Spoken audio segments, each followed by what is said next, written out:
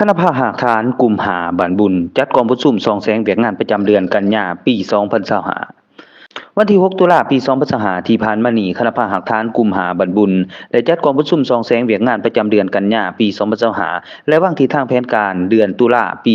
2025โดยการให้เกียรติเป็นประธานของสหายบุญทองสุภวงศ์คณะประจำภาคเมืองประธานแนวราวสร้างศาสตร์เมืองผู้ชี้นำเวียกงานหอบหลานของกลุ่มหาบ้านบุญสายไพวรศรีโยธากรรมการภาคเมืองเลขาคณะภาคฐานกลุ่มหาบ้านบุญ บรรดาแขกที่ถือเสื้อเชิญตลอดฮอดสหายเลขาผักบ้านนายบ้านภายในกลุ่มเขาร่วมอย่างพร้อมเพรียง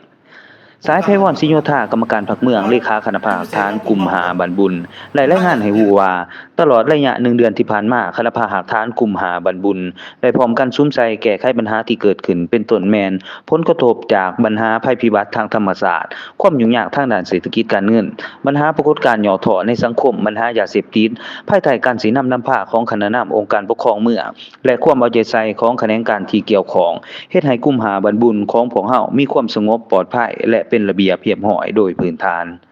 จากนั้นบรรดาสหายเลขาภาคบ้านนายบ้านก็ได้ผลัดเปลี่ยนกันรายงานสภาพการจัดตั้งปฏิบัติเวียกงานภายในความรับผิดชอบของตนพร้อมทั้งมีการแลกเปลี่ยนความคิดเห็นเพื่อส่องแสงเวียกงานซึ่งกันและกันในแต่ละเวียกงานเพื่อถอดถอนบทเรียนจุดดีและจุดอ่อนเพื่อสอกหาทางแก้ไขพร้อมนั้นก็ได้รับฟังการประกอบความคิดความเห็นจากบรรดาของการออมขาเมืองแขกที่ถูกเชิญตื่มอีก